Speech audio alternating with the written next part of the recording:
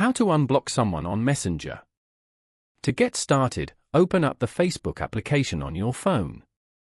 As you can see, you are now in the Facebook homepage where you can view pages and friends' posts. On this page, go to the top right corner and tap on the Messenger icon.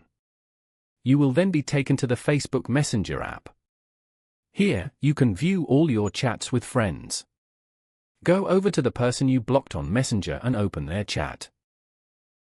If you want to unblock them, tap on Unblock at the bottom. Tap on Unblock again to confirm. You have now successfully unblocked this person. You should note that unblocking them won't add them as a Facebook friend. You will also not be able to block them again for 48 hours. Following these steps, you can easily unblock someone on Messenger. Thank you for watching. Please leave a like if this tutorial helped you, or leave a comment below if you have any questions related to the video.